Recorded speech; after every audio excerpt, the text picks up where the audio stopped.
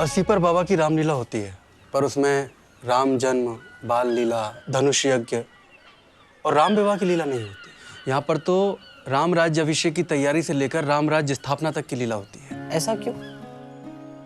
हमने कभी बाबा से पूछा नहीं, तुम ही पूछ लेना, हमें भी पता चल जाएगा।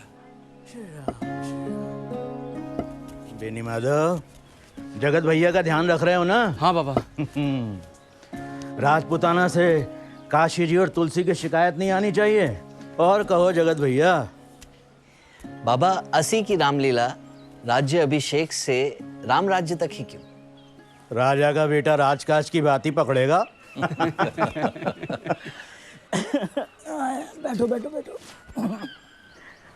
राज्याभिषेक से ही प्रारंभ होती है राजा की प्रजाहित की यात्रा, और उसका लक्ष्य है राम राज्य, स्वराज। हमने तो आदि कवि वाल्मीकि की रामायण से यही सीखा है। बाबा, क्या सिर्फ एक व्यक्ति का शासन शास्त्रों को स्वीकार है? नहीं, शास्त्र तो एक व्यक्ति के शासन का विरोध करते हैं। उल्टे वे बार बार शासक को कोई भी निर्णय करने के पहले अपने मंत्रियों, सचिवों, अमात्यों और गुरुजनों से सलाह करने को कहते हैं। मंत्रो विजय मूलम ही राज्ञाम भवति राघव। राजा की विजय का मूल मंत्रणा में है। रामायण की पूरी राजनीति का केंद्र उस काल के मुख्य 4 राज्य हैं। कौन से हैं 4 राज्य? इक्ष्वाकु वंश का अयोध्या, निषाद गुह का वनवासी राज्य, सुग्रीव का वानर राज्य और लंका का राक्षस राज्य।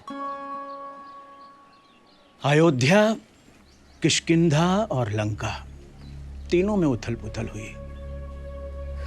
कैकई के 2 वरों ने अयोध्या में भूचाल ला दिया।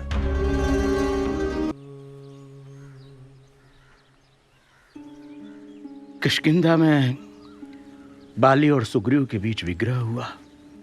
श्री राम, मेरे बड़े भाई बाली ने मुझे घर से निकाल दिया है। मेरी पत्नी भी मुझसे छीन ली गई है प्रभु। मैं डर कर इस वन में रह रहा हूँ।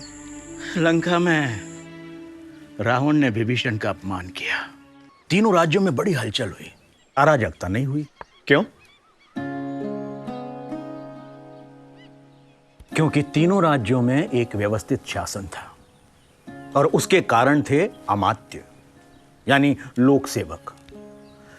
रामायण में अमात्य के लिए और भी शब्द आए हैं, जैसे कि तीर्थ, महामात्र, अधिकृत, नराह, भृत्य और राजभार नियुक्त। इसके अलावा मंत्री और सचिव शब्द भी रामायण में बार बार आते हैं। मंत्री अमात्यों से ही चुने जाते थे, इसलिए रामायण में सुमंत्र के लिए अमात्य और मंत्री दोनों का प्रयोग हुआ है। इसी तरह रावण के अधिकारी शुक और सारण को भी अमात्य और मंत्री कहा गया है। सुमंत्र को सचिव भी कहा गया है। इसका अर्थ क्या हुआ? मंत्री और सचिव एक ही है। श्री राम श्री राम श्री राम। महाराज दशरथ के 8 मंत्री थे। नाम याद है बेनी माधव? दृष्टि, जयंत, विजय, सुराष्ट्र, राष्ट्रवर्धन, अकोप, धर्मपाल और 8वें सुमंत।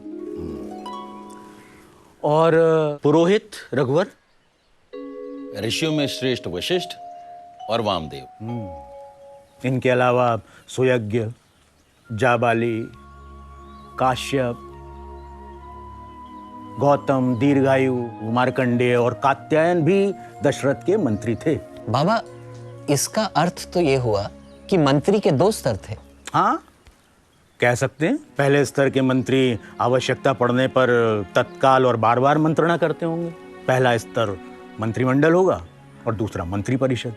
पर रामायण मंत्री परिषद की रचना पर प्रकाश नहीं डालता। चित्रकूट में श्री राम ने भरत को 3 से 4 मंत्रियों से मंत्रणा करने की सलाह दी है। रावण को 4 मंत्रियों के साथ और दशरथ को एक स्थान पर 8 मंत्रियों के साथ दिखाया गया है। हाँ, और एक खास बात, महाराज दशरथ के सभी मंत्री मुस्कुराकर बात करने वाले थे। मुस्कुराकर। वाल्मीकि ये लिखना नहीं भूले। जगत भैया, तुमने दिल्लीपति के मंत्रियों को मुस्कुराते देखा है? राज्य के सभी निर्णयों से पहले अधिकारियों और अनुचरों से मंत्रणा करना आवश्यक था। प्रभु श्री राम का युवराज पद पर अभिषेक करने के लिए भी दशरथ ने मंत्रियों से स्वीकृति मांगी। से श्रेष्ठ व्यक्तियों को मंत्री बनाया जाता था। रावण के पास अलग अलग विषयों पर सलाह देने वाले प्रतिभा संपन्न मंत्री थे।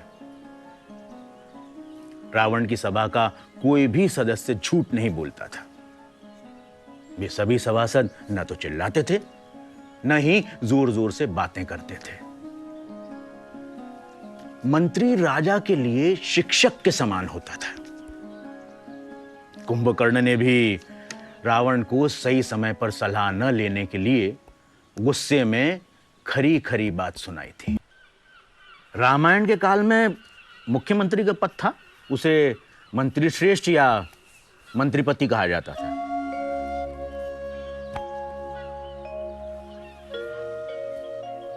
सुदामन महाराज जनक के और सिद्धार्थ महाराज दशरथ के मंत्रिपति कहे गए हैं। रावण के प्रमुख मंत्री को मुख्यमंत्री कहा गया है। निषाद राज के प्रधानमंत्री को महानमात्य या महामात्य कहते थे। हनुमान जी सुग्रीव के सचिव थे, उन्हें सचिव उत्तम कहा गया है, जिससे ऐसा लगता है कि हनुमान जी सुग्रीव के मंत्रिपति थे। रामायण 18 तीर्थों या अमात्यों का उल्लेख करता है। भरत, क्या तुम शत्रु पक्ष के 18 तीर्थों और अपने पक्ष के 15 तीर्थों की 3-3 गुप्तचरों द्वारा जांच पड़ताल करते हो? मंत्री के बाद आता है पुरोहित। महाराज दशरथ के पुरोहित वशिष्ठ। अयोध्या में शायद ही कोई ऐसा प्रसंग होगा जिसमें वशिष्ठ आगे न रहे हो। बाबा, पर क्या वशिष्ठ महाराज दशरथ के मंत्री थे? नहीं, वे मार्गदर्शक थे। इसीलिए दशरथ अमात्यों और दूसरे अधिकारियों से पहले वशिष्ठ से सलाह लेते थे। उनके इसी स्थान के कारण उन्हें कभी कभी वशिष्ठम मंत्रिणाम वरम भी कहा गया है। इसके बाद लोक सेवा में क्रम आता है युवराज का। जब श्री रामचंद्र राजा हो जाएंगे तो उनके पुत्र को राज्य मिलेगा। भरत तो उत्तराधिकार से अलग हो जाएंगे। राजा के सभी बेटे सिंहासन पर नहीं बैठते। यदि सभी को सिंहासन दे दिया जाए तो भारी अनर्थ हो जाएगा।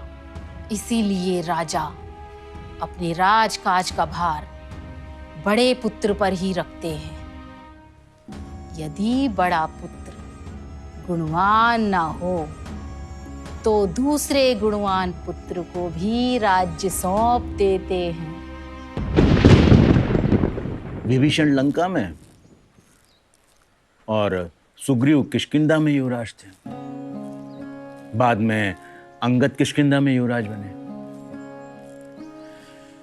युवराज प्रशासन और सेना की कार्यवाही में राजा की सहायता करता था। अपनी अनुपस्थिति में विभीषण को लंका का प्रशासन सौंपा था। सेना के लिए रामायण में वाहिनी, चमू, अनेकिनी शब्द का प्रयोग हुआ है और सेना के मुख्य के लिए सेनापति। राज्य शासन में सेना की सभा में भागीदारी होती थी।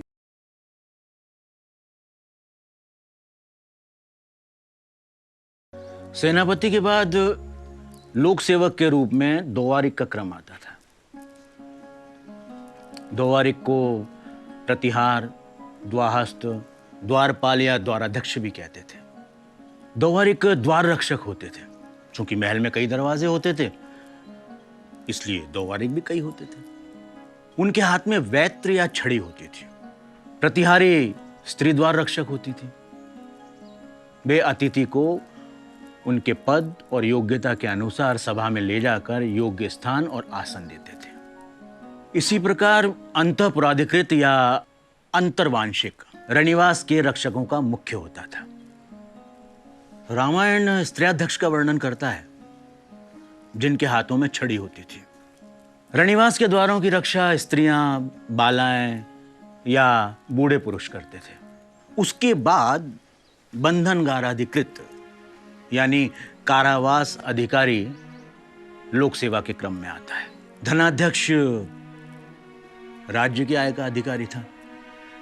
रामायण कोश के बारे में बार बार उल्लेख करता है, उससे राज चलने में कोश के महत्व का पता चलता है। व्यवहार निर्णेता भी एक लोक सेवक होता था। व्यवहार निर्णेता दीवानी न्याय देने वाला लोक सेवक होता था। सेना भृति दानाध्यक्ष सेना का एक अधिकारी होता था। संभवतः यह सेना का वेतन देने वाला अधिकारी होता था। इसी तरह नगराध्यक्ष के हाथ में नगर के प्रशासन की कार्यकारी और न्यायिक जिम्मेदारी होती थी। इसी तरह राष्ट्रपाल वनवासियों का अधिकारी, दंडाधिकारी दंड देने वाला या सेना का अधिकारी, दुर्गपाल दुर्ग का अधिकारी होता था। क्या तुम्हारे सभी दुर्ग अनाज, अस्त्र, शस्त्र, यंत्र, शिल्पी और धनुर्धारी सैनिकों से भरे पूरे रहते हैं? रामायण में राज्य के कई अधिकारियों का उल्लेख है। अमात्य मुख्य का तात्पर्य विभागों के अधिकारी भी हो सकता है। बाबा, रामायण में दूतों का क्या स्थान था? उनकी भूमिका बड़े महत्व की थी। राज्य का महत्व का एक और अधिकारी होता था, वो था सूत। सुमंत्र महाराज दशरथ के महान अधिकारी थे। वे सूत भी थे और मंत्री भी।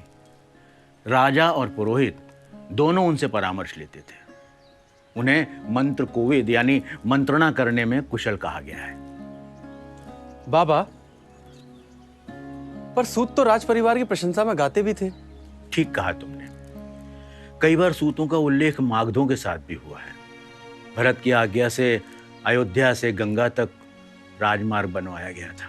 उसके वर्णन से पता चलता है कि रामायण के काल में बड़े बड़े मार्ग बनाने की सुव्यवस्था थी। नरेंद्र मार्ग या राजमार्ग बनाने के लिए मार्ग बनाने वाले कुशल कारीगरों ने जहां पुल बांधने के लिए योग्य पानी देखा वहां पुल बना दिए, और जहां पानी बहाने के लिए मार्ग बनाना जरूरी समझा वहां बांध काट दिए गए। छोटे छोटे सोतों का पानी जो यहाँ वहां बिखर जाता था, उन्हें बांधकर जलाशय बना दिए गए। सेना से पहले मार्ग बनाने के लिए कुशल कारीगरों का दल चलता था, और महान शिल्पी नल ने तो समुद्र पर सेतु बना दिया था। इसके अलावा रामायण युक्त नाम के अधिकारियों की श्रेणी का उल्लेख करता है, जो आदर्श राजा के लिए होते थे, वही आदर्श लोक सेवकों के लिए भी होते थे। बाबा, क्या रामायण में कर का उल्लेख है? उसके बिना न तो कोश होगा न राज्य। अरण्यकांड में इसका उल्लेख है। पाके पकाए विटप दल, उत्तम मध्यम नीच, फल नर लहे नरेश तो, कर विचार मन भी। उत्तम वो है जो पेड़ों से पके फल लेता है, और मध्यम वो है जो अध पके फल लेकर ही घर में पकाता है, और अधम वो है जो अधीर होकर पत्तों को ही नोच डालता है। इसी प्रकार उत्तम राजा को भी कर तभी वसूल करना चाहिए जब फसल पक जाए। जो बिना फसल के पके कर उगाता है वो राजा मध्यम है, और अकाल पड़ने पर भी पीड़ा पहुंचाकर किसानों से कर ऐंठने वाला राजा अधम है। श्री राम श्री राम श्री राम। हाँ। बेनी माधव की परीक्षा ले रहे हो जगत भैया? बेनी भैया के हम विद्यार्थी हैं बाबा। परीक्षा तो हमारी समय लेगा। काल की ठीक याद दिलाई जगत भैया। बैठो बैठो। रघुवर, वो क्या है काल तोपची? काल तोपची तुपक मही, दारू अनय कराल, पाप पलिता कठिन गुरु, गोला पुहमी पाल। काल ही गोलंदाज है, पृथ्वी ही तोप है, विकराल अनीति ही बारूद है, पाप ही पलीता है, और राजा ही कठोर और भारी गोला है। यानी दुष्ट राजा प्रजा का नाश करता है। मुखिया मुखुसों चाहिए खान पान कहूँ एक, पाले ही पोषई सकल अंग, तुलसी सहित विवेक।